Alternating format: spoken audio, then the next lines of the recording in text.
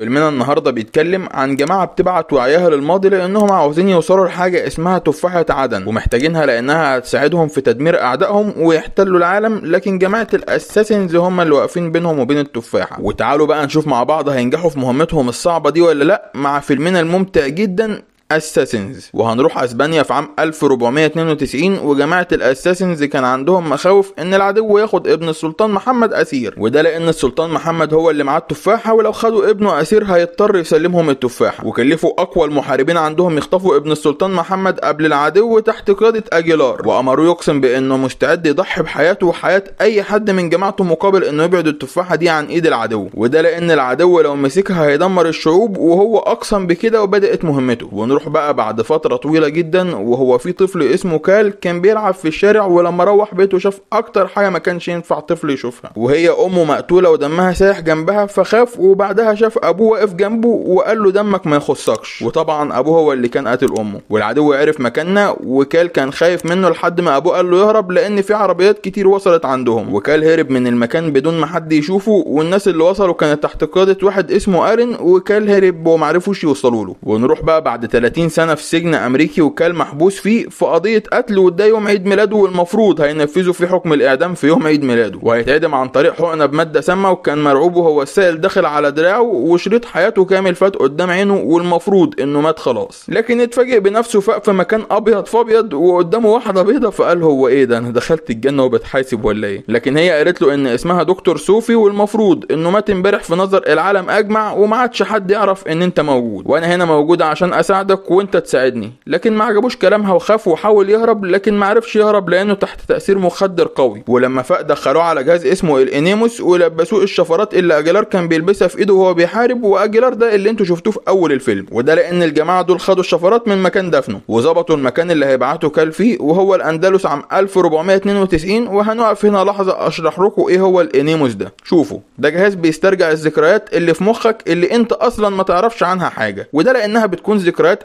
اجدادك. يعني كمثال، انت لو من نسل فرعون مثلا ممكن يدخلوا في مخك ويشوفوا فرعون كان عايش ازاي او بيعمل ايه في حياته، بس كده، دي الخلاصه يعني. والمفروض بقى ان كال من نسل اجيلار، عشان كده صوفيا وابوها الين استخدموا كال عشان يعرفوا حاجه هم محتاجينها من اجيلار، وشغلوا الجهاز في عقل او وعي كال عشان يشوفوا ذكريات اسلافه اللي ماتوا من 500 سنه، وهم طبعا عايزين يشوفوا ذكريات اجيلار. وكال دخل فعلا بوعيه جوه وعي اجيلار اللي مات من 500 سنه، وكان واقف مع فرقته عشان ينفذ عمليه خطف الطفل ابن السلطان. لكن الاعداء عرفوا المكان اللي ابن السلطان مستخبي فيه الاول وخدوه اسير معاهم، وقبل ما يفرحوا بيه اجيلار نزل فوق اول واحد فيهم وقتله، وفرقته خلصت على الباقي. وكال بيبص على ايده لانه مش مستوعب اللي بيحصل، لانه بيتحرك بنفس حركات اجيلار، وده طبعا بدون ارادته، وكان بيعمل حركات هو اصلا ما بيعرفش يعملها في الحقيقه. وحبيبه اجيلار خدت الطفل وهربت، وقائد قوات العدو خد حصانه وراح وراها عشان يجيب الطفل، وفرقه اجيلار كامله ماتت وهو راح وراهم عشان ينقذ حبيبته ويلحق الطفل اللي معاها. وحصل بينهم مطارده قويه، وفي ناس طلعت على عربيه البت دي فسابت الحصان يمشي لوحده ورجعت لهم خلصت عليهم، واجيلار وصل لها وطلع معاها على نفس العربيه وشاف انهم داخلين على نهايه جبل والعربيه هتقع، فحاول يحرر الطفل من قفصه، وحبيبته فصلت الاحصنه عشان العربيه تقف لكن ما وقفتش، واجيلار خد الطفل ومسك في حجر بالحبل بتاعه على اخر لحظه، وكان بينه وبين الموت حاجه بسيطه جدا. وقائد جنود الاعداء وقف فوق راسه، وصوفيا امرت موظفينها يطلعوا كال من الذكرى بسرعه عشان ممكن يموت فيها. وكال بدا يشوف خيالات لاجيلار بتتحرك قدامه واغمى عليه، ولما فاق برضه فضل يشوف خيال لاجيلار بيطارده، وصوفيا قالت له دي هلاوس عاديه بتجيلك بسبب الماضي اللي دخل في مخك. وكال مسكها وكان مستعد يقتلها لانه مش واثق فيها، وقال لها ايه الاله دي، فقالت له شويه كلام اللي انا قلتهم لكم في الاول عن تعريف الاله. يعني متخيلين لو دخلوك على الاله دي ممكن يجيبوا انت مين جد جد جد جد جد جد جدك من 1000 سنه، ويعرفوا كان بيدخل الحمام كام مره في اليوم. وبعدها وريته مجسم شبه تفاحه عدن، وده اللي احنا عاوزين نوصل له لانها فيها سبب تمسك الناس بالعنف، وانا عاوز اعالج الناس والغي العنف منهم، يعني بعد كده هيبيعوا لنا علاج للعنف في الصيدليات. واجيلار هو اخر واحد مسك التفاحه دي، وعن طريقك هنعرف مكانها من ذكرياته. وبعدها سابته يدخل لقاعه الاكل، وكان في ناس كتير زيه من اصول اساسنز برضه وكانوا خايفين منه، وده لانهم خايفين يوصل الناس دي لمكان التفاحه فعلا، وده لان التفاحه دي فيها قدره تقدر تبيد جماعه الاساسنز من الوجود. وفي واحد اسمه باتسيس والمفروض انه ميت من 200 سنه، وللتوضيح هو مش ميت من 200 سنه سنه؟ ده الشخص اللي استرجعوا ذكرياته من مخه هو اللي مات من 200 سنه، وكل اللي موجودين مش مرتاحين له لانه هو الوحيد اللي يقدر يعرف يوصل عدوهم للتفاحه. وباتيس قال له احنا اخر اللي ممكن يحموا التفاحه، ولو خدت اختيار خاطئ هتموت. ولما رجع لغرفته شاف خيال اجيلار واقف قدامه بيحاول يضربه، وكل ده كان وهم، وكال عرف يصد كل الضربات وتعلم فنون قتاليه كتير من اجيلار بسبب انها دخلت عقله. وصوفيا خدته تاني عشان تدخله الاله، واجيلار في الوقت ده كان اسير، وده لانهم قبضوا عليه وهو بيحاول يهرب ابن السلطان، وخدوهم في وسط حشد كبير عشان يعدموهم. وطبعا الاعدام عندهم مش سهل لانهم هيحرقوهم احياء. وربطوا اجيلار هو وحبيبته مع بعض، والقائد بتاعهم مربوط لوحده، وبداوا بالقائد بتاعهم عشان يشوفوه وهو بيتحرق قدامهم، وولعوا فيه وهو عايش. واجيلار عرف يحرر رجله وفك نفسه بطريقه جميله، وحرر حبيبته هي كمان وانقذها اكتر من مره. وحرقوا المكان وراهم عشان يعرفوا يهربوا، وطريق الهروب كان صعب لان في جنود كتير وراهم، وكانوا مقضينها جري وقتل، هروب وقتل، والجنود حواليهم في كل مكان. لكن كانوا بيعملوا كل ما هو مش متوقع، زي انهم بيهربوا عن طريق الجري على الحبال مثلا، وسابوا وراهم جثث كتير جدا في كل حته، وكانوا بيهربوا منها لحد ما هربوا. وطلعوا على مكان عالي جدا برضه ونطوا من عليه وكانهم صقور طائره. وبسبب النطه القويه دي كال عقله خرج من الماضي ودخل في تشنجات وغيبوبه، ففكوه من الجهاز وعالجوه وسابوه عشان يرتاح قبل ما يدخل على الجهاز تاني. وعشان يطلع افضل نتيجه على الجهاز كان لازم يكون دخله بكامل ارادته. وقال نزل له يكلمه، واللي مش فاكر قال ان ده هو اللي قبض على ابو كال لما كان طفل، لما ابوه قال له يهرب. المهم قال له انا المدير هنا، وخده عند ناس مريضه ومش قادره تتحرك، وقال له ده اللي هيحصل لك لو دخلت على الجهاز بدون ارادتك. وبعد كده قال له ده نصل الاساسنز اللي ابوك قتل بيه امك، وبالمناسبه ابوك موجود هنا، وساب النصل قدامه وخرج، اللي هو يعني يشجعه عشان يقتل ابوه وينتقم لامه. وكان راح لابوه اللي قال له كان المفروض اقتلك انت كمان لما قتلت امك عشان احمي عقيده الاساسنز، لاني عارف انهم هيستغلوك عشان يدمرونا، لكن للاسف انا ما قدرتش اقتلك. وكان قال له انا بقى هساعدهم عشان يوصلوا للتفاحه ويدمروا العقيده بتاعتك اللي انت عرفنا بيها دي. وسابه وراح لهم وقال لهم دخلوني على الجهاز لاني جاهز دلوقتي. وقبل ما يوصل للجهاز الناس اللي محبوسين شبهه قتلوا بتاع الامن اللي معاه وحاولوا يقتلوه هو كمان عشان ما يوصلهمش للتفاحه، لكن ما عرفوش عشان هو اقوى منهم وتعلم كل الفنون القتاليه من اجيلار صح. وكمان الامن اتدخل وفرقهم. ورئيس الامن قال لكال قبل ما يدخلوا على الجهاز كلمه اساسنز دي واخدينها من كلمه عربيه وهي الحشاشين، وكان مجتمع منبوذ وحراميه وبيقتلوا بدم بارد، والناس استهانوا بيهم واعتبروهم متمردين ومدمنين مخدرات، لكن هم في الواقع كانوا حكماء واستغلوا السمعه السيئه دي عشان يخفوا مهاراتهم وراها. وعشان كده انا معجب بيهم جدا وما اظنش ان انت واحد منهم. وكال دخل للجهاز واجيلار كان واقف مع حبيبته اللي اديته سلسله، ودي نفس السلسله بتاعت ام كال، وقالت له حياتنا نكره وكل اللي يهم هو ان تراثنا يعيش. والعدو خدوا ابن السلطان محمد لابوه وقالوا له سلمنا التفاحه وخد ابنك، لان الاساسنز اللي كانوا بيحموك خلاص ماتوا والعقيده انتهت. وطبعا اجيلار كان واقف فوق راسهم، والسلطان دخل بيهم القصر وخد لهم الصندوق اللي فيه التفاحه واستلم ابنه وسلمها لهم. والقائد بتاعهم ملحقش يفرح بيها لان اجيلار رمى عليه حاجه شبه قنابل الدخان، لكن اكيد هي مش قنابل دخان لانها لسه ما وصلت لهمش. ونزل هو وحبيبته وعملوا شغل عالي وقتلوا شويه حراس، وهي قفلت الباب عليهم عشان باقي الجيش ما يعرفش يدخل، وقتلوا كل اللي في المكان لحد ما اجيلار مسك الاس بتاعهم وخد منه التفاحه. وقائد جيش العدو مسك حبيبه اجيلار وقال له لو ما سلمتوش التفاحه هقتلها. وكال كان منفعل جدا باللي هو شافه ومتاثر، واجيلار سحب سكينته، لكن البغل ده قتل البت اللي في ايده. واجيلار اتضايق ودخل في معركه معاه وكانت قويه جدا وكلها فنون قتاليه، ويستخدموا كل الاسلحه اللي موجوده لحد ما اجيلار خد ضربه نيمته جنب حبيبته.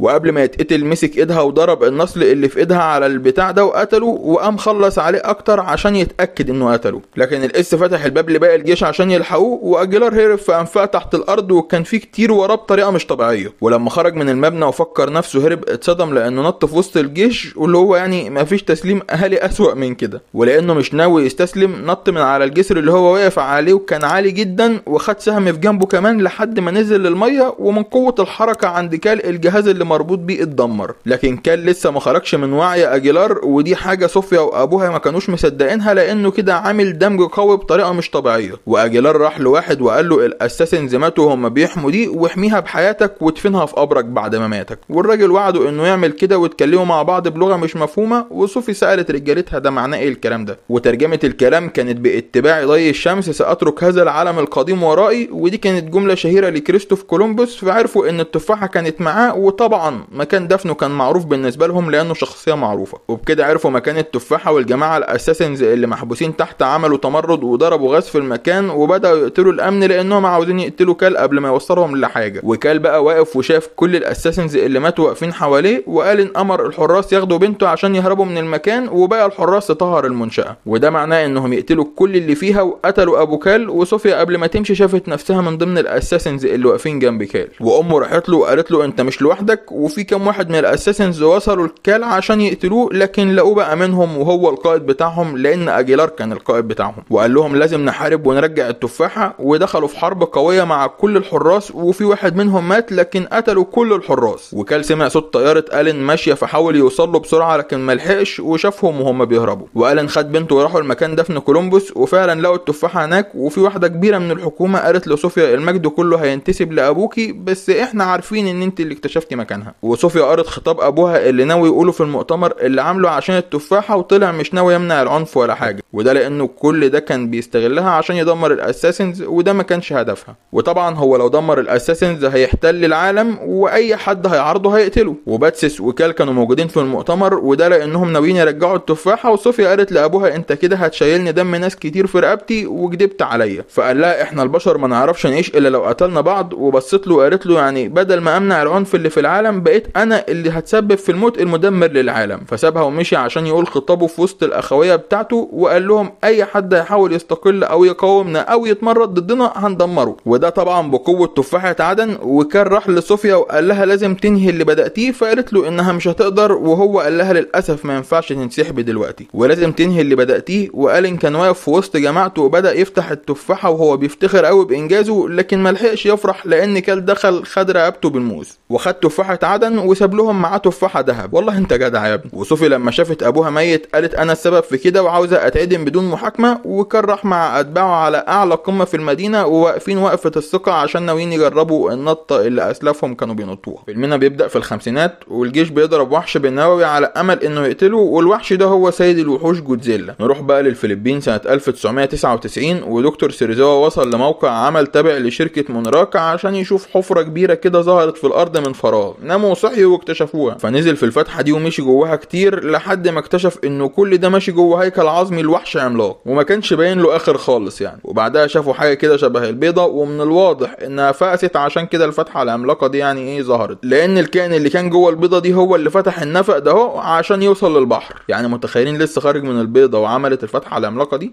نروح بقى اليابان عند جو اللي هو شغال عالم زلازل، وكان بيتابع حركه الزلازل اللي بتحصل عند مؤسسه نوويه، لانها كانت زلازل مش طبيعيه خالص. وهو كان عنده نظريه ان دي مش زلازل ولا حاجه، وما هي الا كائنات عملاقه بتتمطع، يعني بتتمطع فبتعمل زلازل. ويعني هم كانوا شايفينه عبيط ومش مقتنعين بكلامه. وعشان يثبت صحه كلامه بعت مراته اللي شغاله معاه في نفس المكان ومعاها فرقه عشان يفحصوا موقع ما في الشركه. واذ فجاه الزلازل زادت، وما كانش في اي حد في المدينه بيتعرض للزلازل دي الا المحطه النوويه. وفي عالم قال يعني عادي دي هتلاقيها هزات ارضيه بسيطه وصلتنا من الفلبين، وفجاه الزلازل زادت وبدات تدمر المكان. وللاسف يعني مراته كانت جنب مواسير مليانه طاقه نوويه وحصل تسريب، وحاولت تهرب هي وفرقتها. وجو نزل وقف لهم عند الباب عشان اول ما تخرج يقفل وراهم بسرعه، وده لان الاشعاع ده ما ينفعش يخرج، ولو خرج يعني وحصل كده المدينه كلها ممكن تموت بسبب الاشعاع النووي. لكن للاسف هي ما لحقتش توصل، والغاز وصل قبلها. وبعدها مراته قالت له يقفل الباب فقفل، وهي وصلت وكانت بتبص له من ورا الباب ومعاها فرقتها، وهو مش قادر يعمل حاجه وماتت منه. وما لحقش يحزن لان المبنى انهار بالكامل. وفورد ابنهم شاف المبنى من مدرسته وكان انهيار كامل، والمدينه كلها اتعملت يعني حجر صحي وغير مأهوله للحياه. نروح بقى بعد 15 سنه لفورد بعد ما كبر وبقى جندي في الجيش الامريكي، ووظيفته تفكيك القنابل اللي هو اي نوع من القنابل يفككها. كان خبير قوي في شغله، وخد اجازه وراح لمراته إيل وابنه سام. لكن ما لحقش يفرح باجازته لان السفاره الامريكيه في اليابان اتصلت بيه وبلغته ان ابوه عامل لهم قلق هناك، لانه بيحاول يدخل منطقه الحجر الصحي بدون ما ياخد اذن وقارف الناس. وابنه اتضايق لانه شايفه مجنون وبيحاول يدور على اوهام وحاجات مش حقيقيه، وراح له عشان يحاول يقنعه يبطل اللي بيعمله. لكن للاسف ابوه هو اللي اقنعه يدخل معاه منطقه الحجر الصحي، لما قال له انه سمع صوت كائنات جوه المنطقه دي وشاف في اجهزه الرادار تردد لكائنات بتتكلم مع بعضها. وقال له لازم تيجي معايا عشان اقنعك واقنع العالم كامل اني مش مجنون زي ما انتوا شايفين. ودخل منطقه الحجر الصحي تاني وهم لابسين اقنعه تنفس، لان المفروض بقى ان الهواء هنا ملوث باشعه نوويه يعني. لكن جو شاف كلاب عايشه، وبسبب كده عرف ان الهواء هنا مش ملوث ولا حاجه، وقلع القناع بتاعه وفعلا عرف يتنفس فيه عادي. والحكومه طلعت بتنصب عليهم عشان محدش يدخل المنطقه دي. ودخل بيته وخد شغله القديم واوراقه وكل حاجه، وبعدها اتفاجئ بصوره لمراته، وبعدها سمعوا صوت طياره هليكوبتر فاستخبوا منها، وخرجوا يبصوا عليها رايحه فين، وطلعت رايحه لمحطه حكوميه كبيره، ومن الواضح انهم بنوها وفي حاجه الحكومه بتخفيها عن الناس، بس ما لحقوش يفرحوا باكتشافهم لان الشرطه كانت واقفه وراهم وقبضوا عليهم وخدوهم للمحطه الجديده دي. وكان في حاجه غريبه كده بتعمل نبضات غريبه برضو هناك وبتاثر على الكهرباء اللي في المكان، والنبضات دي الكمبيوتر كان بيقراها على شكل زلزال شبه اللي جو كان بيشوفه. ودكتور سيرزاوا اللي هو مسؤول عن دراسه اللي بيحصل في المكان، يعني واحد راح له وقال له انهم قبضوا على واحد بيدعي انه كان شغال في المحطه دي من 15 سنه، وراح شافه وهم بيحققوا معاه. وجو قال لهم انا عاوز شنطتي والسيديهات اللي فيها وشغلي، وكمان عاوز اشوف ابني. وبعدها قال لهم انا عارف انكم بتتفرجوا عليا كاني سمكه محبوسه، بس انا برضو عارف انكم كدابين وبتخفوا حاجه هنا، زي ما انا متاكد ان كلامي صح ومن حقي اعرف هي ايه، لان مراتي ماتت هنا وهي بتحاول تعرف ايه اللي بيحصل. وسيرزاوا شاف الشرايط اللي كانت معاه واتاكد انه فعلا كان شغال في المحطه دي من 15 سنه، وفجاه الكهرباء قطعت ورجعت تاني. فقال لهم اهو الموضوع بيتكرر تاني، وده مش عطل في محول ولا حاجه، لان دي نبضات كهرومغناطيسيه وبتاثر في كل الكهرباء اللي في المكان، وهو ده برضو اللي كان عمل كارثه قبل كده ودلوقتي هيرجعنا للعصر الحجري تاني. والبتاع اللي قدامهم دي بدات تعمل موجات عاليه وقويه لدرجه انها فصلت كل الكهرباء اللي في المكان تقريبا، يعني دي البيضه بتاعتها. وشافوا في الورق بتاع جو ان ده نفس النمط اللي الكمبيوتر قراه من 15 سنه قبل الكارثه الاخيره، وده لان الكائن اللي جوه ده بيجمع الطاقه الكهربائيه والنوويه واي طاقه بتقابله عشان يتغذى عليها. وهو كده في البيضه وخلاص، يعني البيضه قربت تفقس، وسيرزاوا امرهم يقتلوا الكائن ده قبل ما يطلع من بيضته. تتخيلوا بقى انتوا ان هم قرروا يخلصوا على الكائن ده ازاي؟ كهربوه. يا سلام على الذكاء، يعني بتقتلوا كائن بيتغذى على الكهرباء بالكهرباء. لا وهو طبعا هيعمل نفسه ميت صح، بس ما علينا من الغباء بتاعهم ده، لان الكائن بعد ما اتكهرب طلع من البيضه بتاعته وكان حاجه ضخمه جدا كده، يعني حاجه مرعبه. واول ما فكر يتنفس بس امتص الكهرباء اللي في المكان كامله، والباب اللي جو كان محبوس فيه اتفتح لان الباب كان بالكهرباء. والجماعه الناصحه دي شغلت الكهرباء بتاعت المولدات الاحتياطيه تاني، فشافوه والكائن يعني ده كان قدامهم كده حاجه ايه، يعني اعوذ بالله. وجو خرج بره وشافه وفرح قوي، وانه يعني ايه ما كانش مجنون. انا صح. والكائن ده دمر عمدان الكهرباء، فدمرت العربيه اللي فورد محبوس فيها. هي دمرت العربيه بس ما دمرتوش هو، وبكده يعني هو قدر يخرج من العربيه سليم ما حصلوش حاجه. لكن ما لحقش يفرح لانه شاف ابوه كل خبطه محترمه من الحطام اللي وقع، وما لحقش برضه يزعل على ابوه لان الكائن خرج من وراه كده اللي هو ايه، يعني حاجه كده برضه مرعبه، وفعص كام واحد. وفورد شايفه في منظر مرعب، منظر ما حدش يحب يشوفه، يعني مرعب اخر 3333 حاجه. والكائن طار في السماء ومشي، وما بالكم يعني ده برضه لسه طالع من البيضه. تخيلوا بقى لو حاجه كبيره شويه هتعمل فينا ايه. والاخبار بدات تنقل ان المحطه النوويه اتفجرت، وايل خافت على جوزها وحاولت توصل له لكن ما عرفتش. وتاني يوم في واحد من الجيش راح لسيرزاوا وقال له انهم هيمسكوا المسؤوليه من هنا من دلوقتي ومحتاجينه يعني عشان خبرته، وسالوا لو محتاج حد ياخده معاه عشان هيكون مهم بالنسبه له. فشاور لهم على جو ابنه فورد، وخدوهم في طياره ومشوا. لكن جو كان بيضيع، يعني خلاص تقريبا كده بيودع. وابنه اعتذر له، وجو قال له روح لعيلتك وحافظ عليهم، وبعدها مات. المهم يعني هو ما ماتش غير لما عمل مهمته اللي هو عاوز يوصلها. وسيرزاوا قال لفورد للاسف مش هتلحق تحزن على ابوك لاننا محتاجينك معانا. وبداوا يشوفوا شغل ابوه القديم، وكان فيهم فيديوهات بتقول ان يعني في سنه 1954 اول غواصه نوويه وصلت لاعماق المحيط، وبسببها عملت فتحه للكائنات دي. والتجارب النوويه اللي كانوا بيعملوها في البحر يعني زمان ما كانتش تجارب، لانهم كانوا بيحاولوا يقتلوا الوحش اللي طلعوه. والوحش ده اللي هو جودزيلا، وكائن عايش من ملايين السنين وكان بيتغذى على الاشعاع. وقالوا له انه من 15 سنه اكتشفوا هيكل لحيوان عملاق في الفلبين زي جودزيلا، لكن مات من زمان على ايد البيضتين اللي كانوا فيه. وواحد منهم لسه في سبات لحد دلوقتي وما طلعش من البيضه، والتاني طبعا احنا عارفين انه خرج للبحر. وفورد قال لهم لما انتوا عارفين يعني بامره من 15 سنه ما قتلتوش ليه؟ فقالوا له طبعا لانه كان لو قتلناه هيطلع اشعاع وكان هيعرض الملايين للخطر، لكن كده يعني هو كبر خلاص وهيقتل الكوكب كله، يعني عادي ما تشغلش بالك. وقالوا له احنا درسناهم كل ده لكن ما عرفناش عنهم اللي ابوك كان يعرفه، ونتمنى تقول لنا هو كان يعرف ايه. فقال لهم ما كنتش بركز مع كلامه، لكن قال ان الحيوانات دي اتكلمت عن طريق انها بتعمل صوت. وسيرزاوا قال اكيد لو بتتكلم يبقى في حد بيرد عليه. وبدا يراجع شغله، وفورد راح يعمل مهمه كده في مكان تاني. وسيرزاوا شاف يعني فعلا من الترددات ان في كائن تاني رد عليه. وفورد ركب المترو عشان يكمل طريقه، والجيش اكتشف ان في غواصه نوويه اختفت، بس عرفوا يعني يتتبعوا مكانها وكانت في الغاب، وبعتوا قوه يشوفوها. ولما فعلا وصلوا الكائن ده كان واخدها في جنب كده وبياكل الصواريخ النوويه اللي فيها. وفي طيارات راحت تضربه، لكن ما كانش مبسوط بوجود حد، فضرب الارض برجله وعمل طاقه كبيره كده حواليه عطلت كل الاجهزه والطيارات اللي كانت حواليه، وكلها وقعت. وكمان المترو اللي فيه فورد وقف، وفجاه الناس اللي قاعده على الشاطئ اكتشفوا وجود فيضان وخلعوا. وسيرزاوا شاف جودزيلا وهو داخل عليهم، واول ما قرب للمركبه بتاعتهم نزل من تحتها اللي هو يعني انا مش جاي في ازير البشر. وهو اللي كان عامل الفيضان ده عشان كان عنده مزاج يطلع يتشمس، يعني هو مش جاي في ازير البشر، لكن لكن قتل له يعني حسبة حوالي 100,000 واحد كده بالغلط وهو يعني ايه بيطلع من الميه. غير انه هد 3 عمارات، وبرده يعني ده ما كانش غلطه لان المكان ده يعمل ايه، ما يعرفش يمشي يعني. وبعدها الكهرباء رجعت والمترو اشتغل، ويا ريته ما اشتغل لانهم شافوا كائن ضخم واقف قدامهم، وكانوا في وسط منطقه حرب والمترو اتدمر، وفورد يعني كان ماسك في الدنيا باسنانه. وكل ما البشر كانوا بيحاولوا يقتلوا الكائن ده كانوا افضل وهم بيقتلوا نفسهم بالغلط، لحد ما جودزيلا وصل وقال.